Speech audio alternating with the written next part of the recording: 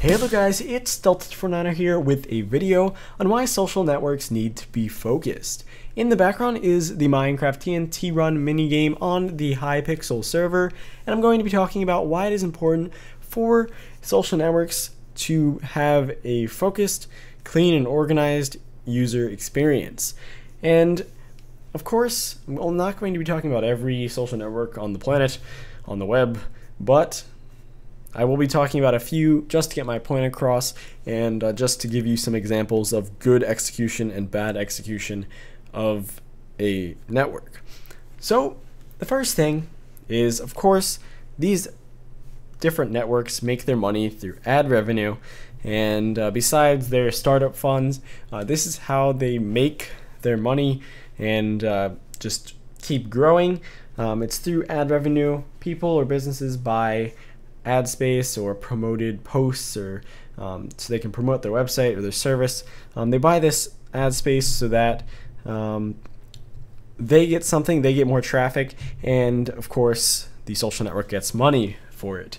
And when they buy these ads, they show up to more of the users, and depending on how much money they spend on it, they may show up to just 100 people, or they may show up to like 100 million people. So it really just depends, but that is of course how they make their money and how these social networks really are around and why it is such a big thing. So there needs to be a balance with these ads. There needs to be a balance between the social network, the company, making money, and a clean, focused user experience. Now, a bad example of this, or bad execution of this balance, is Facebook. Before, you had your ads on the side, you had your ads like in apps and games, but then probably about 2 years ago, they implemented suggested posts, and these suggested posts were just ads. They really could just call them ads, and what they were is something that was maybe popular in the news, or something that a friend had maybe liked or clicked on, and it would just give you these suggested sort of maybe related posts, and it would take over your timeline, and it still does take over your timeline. There's more suggested posts than there are actual posts. It's kind of insane how many there are compared to if you look back a few years, like how many there weren't. And of course they need to make more money, but I think they're actually distracting users more than bringing them in and keeping them on their website by having all these suggested posts. Now, a good execution, at least in my opinion, is Twitter and their promoted tweets, their promoted users. This doesn't really distract you too much, and they just show up within all the other tweets and with all the other suggested users, and it doesn't distract you too much. Of course, it is, there's like an orange promoted little banner, but with that, they are much more focused, I've noticed. If you actually look at them and you have like an established account, you follow people, you have like a bio and maybe some information on your profile, they're actually very focused. The ads are actually things that you probably would be interested in. So it's just new releases of maybe apps or services, or these different profiles that are advertising something that you might actually be interested in, even just reading or just learning more about. And I think it was executed very well. The balance is there, and also the focus is definitely there. You still have the focus on your interaction with other people, the people you follow. You can see their tweets, but there's also these people you don't follow that have their tweets that are still related. And I also think YouTube is a good example of very good execution of ad space and usage of ad space. So they have their ads inside the video, like before, middle, after, or at the end.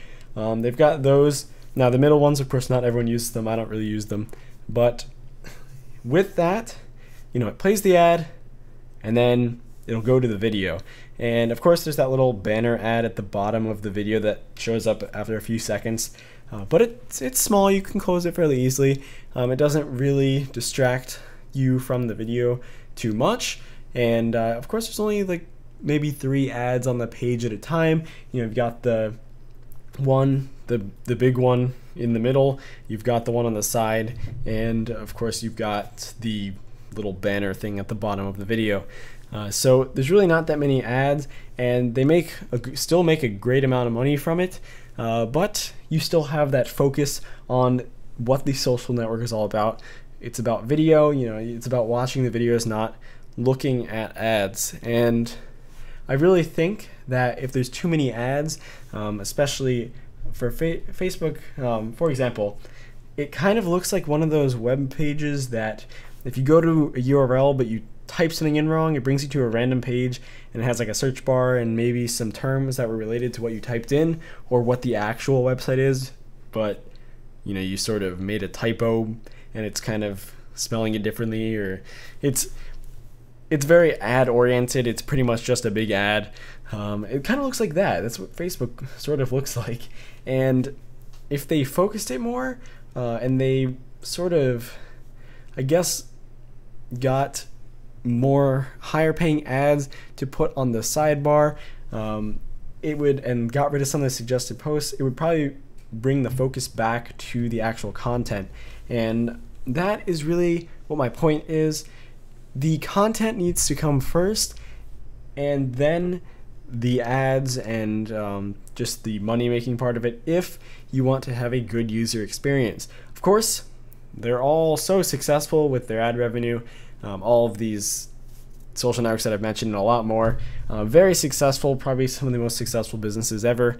But if they want a good user experience, which of course not all of them really care about, they probably couldn't care less about us anyway, but if they wanted it, a good balance is important.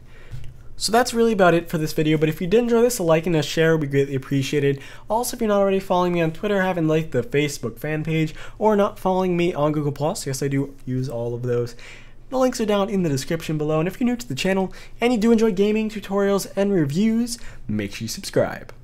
Thanks for watching.